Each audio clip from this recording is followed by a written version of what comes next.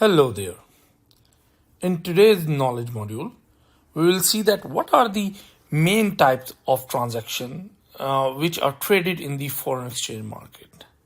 So, have you ever thought that when you want to visit any other country, maybe for the tourism purpose or any other purpose, you might need to buy the domestic currency. Likewise, if you are the importer and you are importing the goods, you might have to pay the the domestic currency of the exporter's currency. So you might have to go into the foreign exchange market to do these transactions. You have to buy the foreign currency by giving your domestic currency and then pay to the exporter, or maybe need to have the foreign currency for the tourism purpose or any other purpose. Might be it's a business trip. So all these transactions happen in the foreign exchange market. So we have these learning objectives to learn. There are three basic transactions and we will look into it. One is the spot transaction, one is the forward transaction, and the last one is the swap transaction. All these transactions happen in the foreign exchange international market. The key terms are the trading activity, settlement activity, spot transaction, forward transaction, and swap transaction.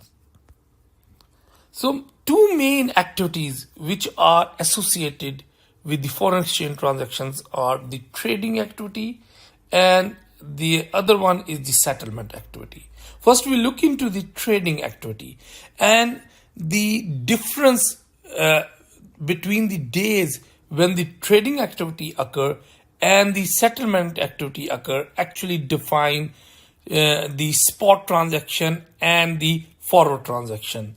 So when the parties agree on the quantity which they want to exchange with each other and the exchange rate at which those currencies will be bought and sold, at that time the actual trade occur, and that FX contract is the binding on both parties, so they cannot simply back off from that transaction. So for example, me and my friend, we want to or let's suppose me and my the bank or two banks, they want to exchange few dollars, and they are now the parties to the contract, and one party agrees to sell the Canadian dollar with the US dollar, and the mathematical form is the, let's suppose if the quote is in the mathematical way is Canadian dollar 1.32 per US dollar.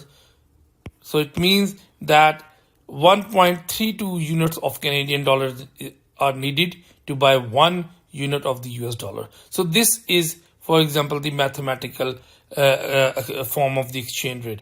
Why I'm saying mathematical form? Just to repeat that when these rates are quoted, they are actually quoted like this: US dollars, Canadian dollars, 1.32. So the base currency which you are buying is US dollars, and US dollar is actually priced through the price currency, which is Canadian dollar in this case, and the price is 1.32 Canadian dollar. But this is the mathematical form, and this is how the rates are quoted in the exchange rate.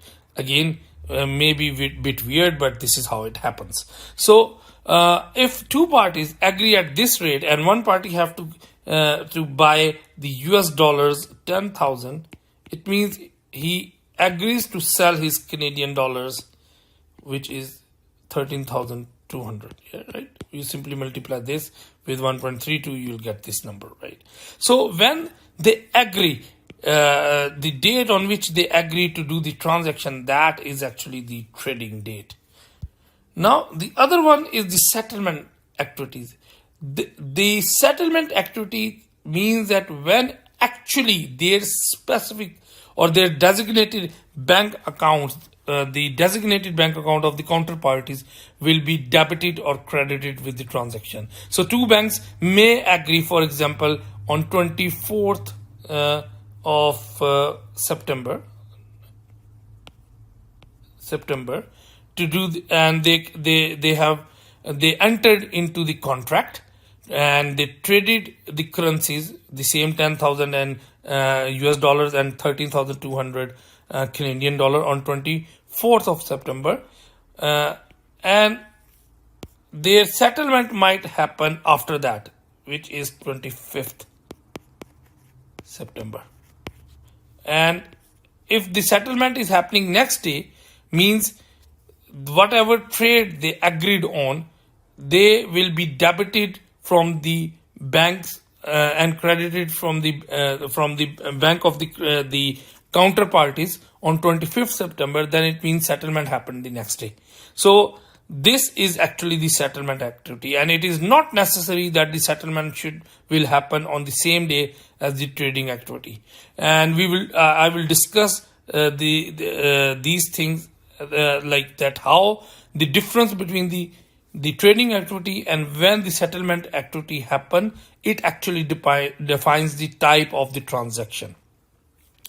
Now, if we want to see any specific example, let's suppose if there is a bank A and there is a bank B, and bank A at the Canadian dollar 1.32 per US dollar is the exchange rate they decided, and this bank A wanted to sell its 10,000 US dollars, and this bank B, and obviously by selling this 10,000 they wanted to get Canadian dollar 13,200, and bank B will take the opposite position where they are actually buying the US dollars and selling the Canadian dollars. So it means if the transaction is happening on the 24th September and their account is getting debited on the next day,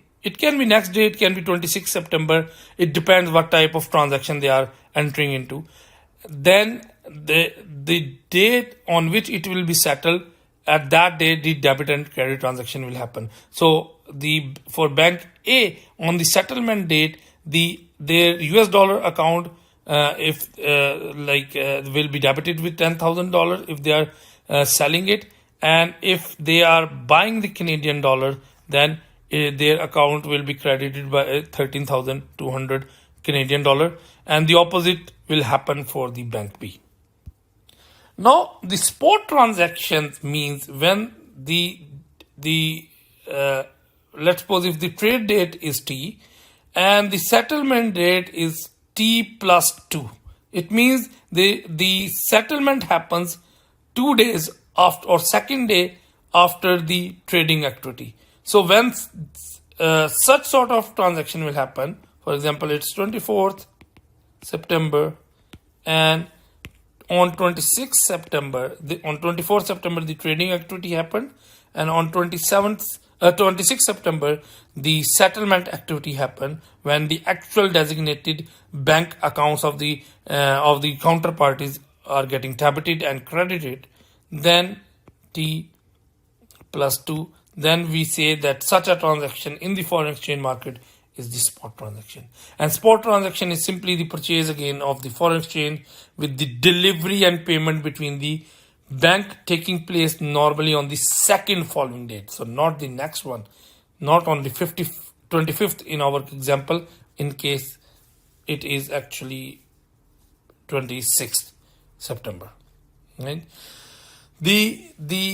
In case of the forward transaction, which we also say the outward forward transaction, the trading activity will happen on the T date, right? So this is the trading activity. Again, in order to keep the uniformity, give it a 24th September. So now 24th September. Then you have T plus N, where N is greater than 2. So it means when the settlement activity happen more than 2 days, those transactions in the foreign exchange markets are considered as a forward transaction. So it is happening say 7th, or mostly it's for the week. So if it is for the week, let's say it's 1st October. 1st October. Now this is a forward transaction. So sometimes, in fact, many times the parties wanted to hedge their risk, and say if I am the importer and I wanted to pay to the exporter after 7 days, maybe the US dollars 10,000. I do not want to take risk and wait till 1st of October. I might enter into the forward contract, and in that forward contract, I'm willing to sell my US dollars, Canadian dollars, and buy the US dollars. And if in the forward market, this is the quote right now going on, 1.33 per US dollars, then today I agree with the counterparty to sell Canadian dollars 13,300 at this exchange rate, and indeed it's actually a forward rate, and commit to buy US dollars 10,000. Today on 24th I will agree, but the settlement, when the actual exchange of the currencies or of the currencies will happen, is actually the 1st of October.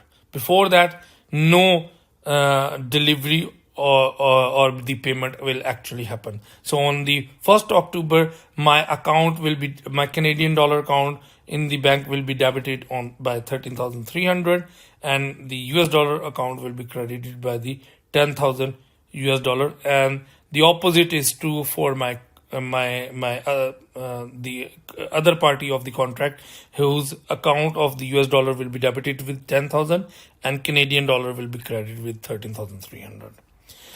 Normally, these forward rates are quoted for 1 month, 2 months, 3 months, 6 months, and 12 months. But it can be more than that: 2 years, 3 years, 4 years.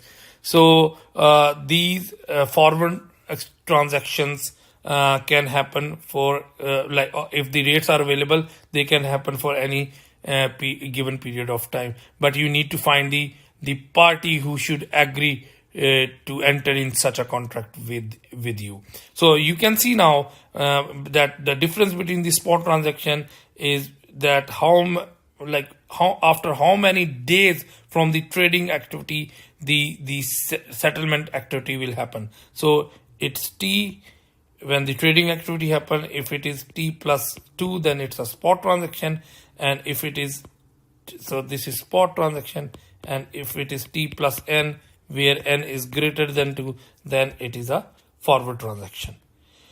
Now, what is the cash transaction? If this, let's suppose if you went to the airport and you are paying and you may be going to Bangkok for the tourism, and on the airport you have given your Canadian dollars and bought the Thailand currency, then you have done the trading and the cash settlement right over there, because you are giving away the cash over there in Canadian dollar and receiving the cash of the Bangkok currency right at the airport. So such a transaction means that trade and settlement is actually taking, so this is the trading day T and the settlement is happening at T plus 0. So it's actually a cash transaction.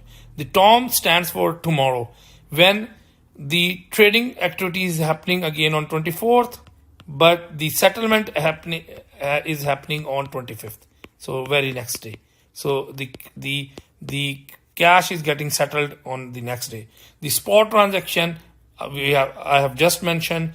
In case of spot transaction, the settlement will happen in the second day. So it will be T plus 2.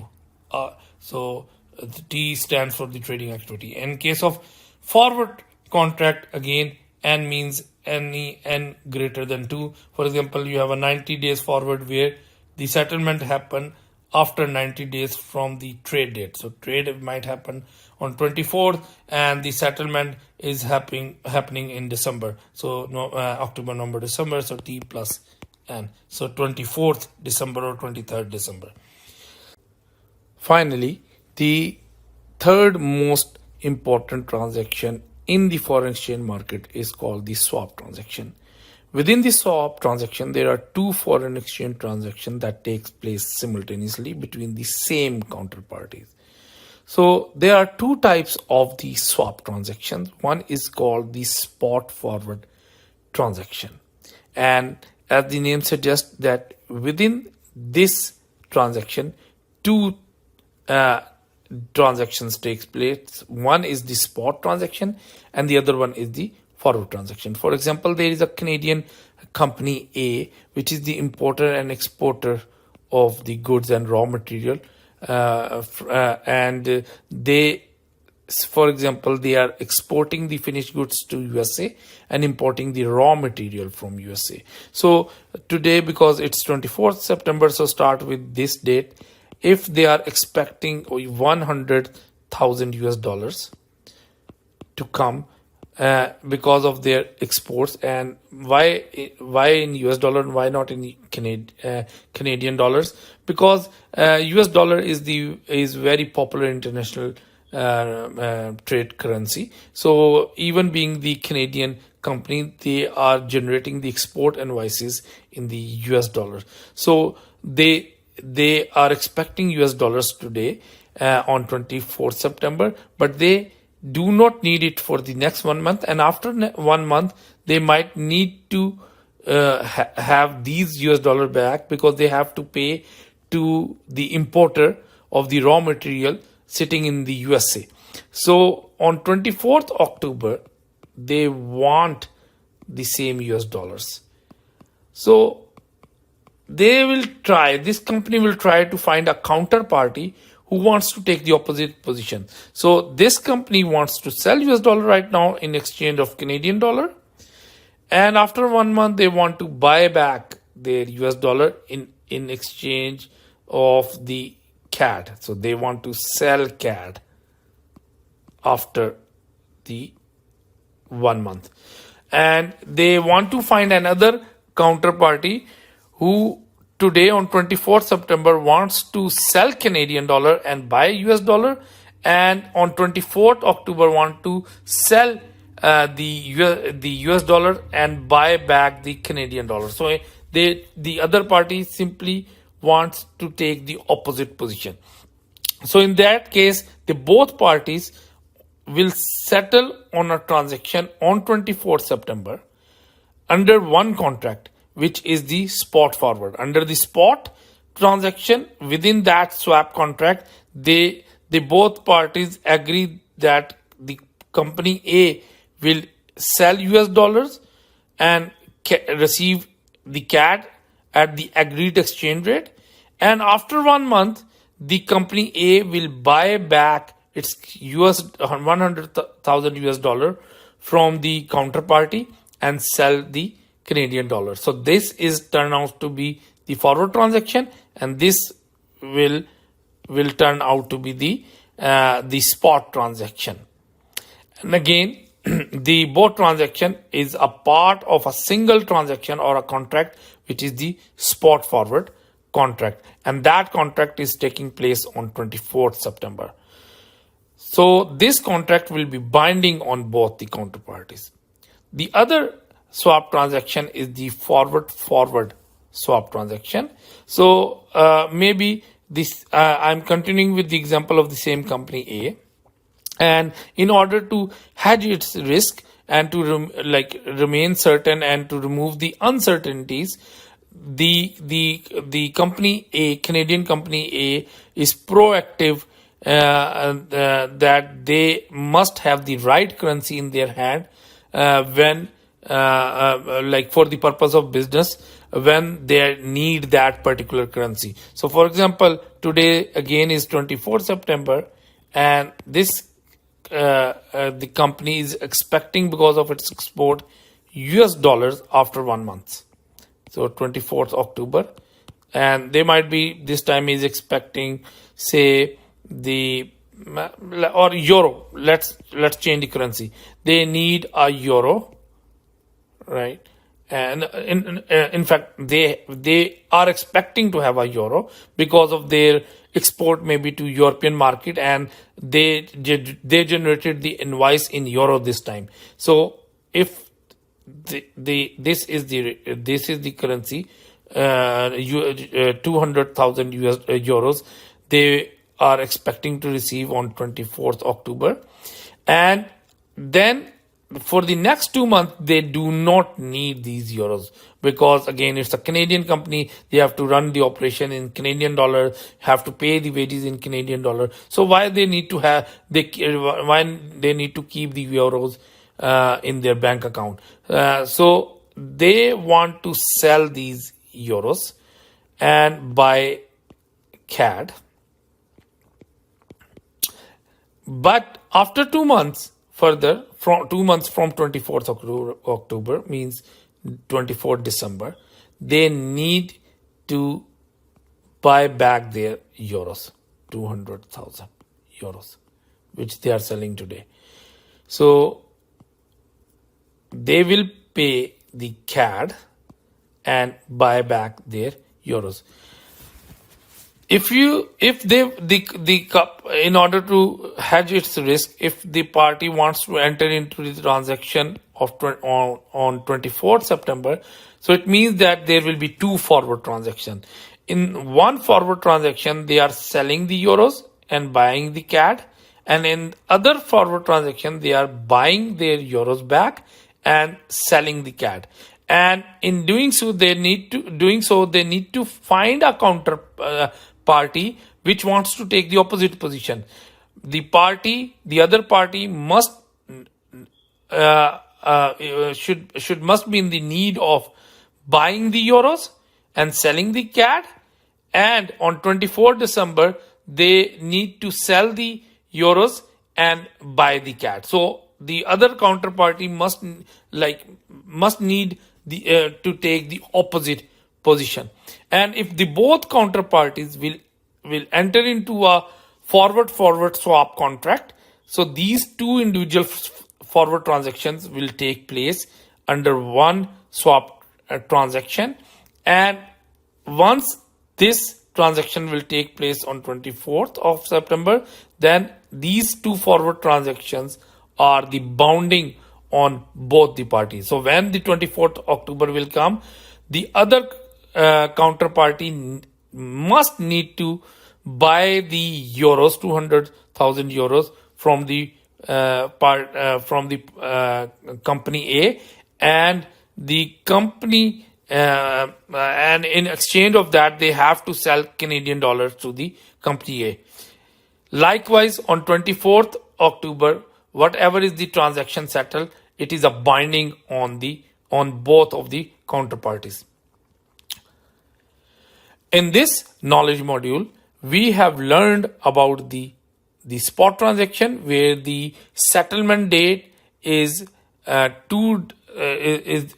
the second day from the trading day, and we also learned about the forward transaction, where the settlement date is more than 2 days from the trading date. So if the trading date is T, then T plus N is the forward transaction, where T plus N is the settlement date for the forward transaction, where N is greater than 2. And in the last, we also learned about the swap transaction, where two individual transactions are taking place under the one contract. And we have also seen that there are two types of the swap transaction. One is spot forward transaction, and the other one is the forward swap transaction. Thank you.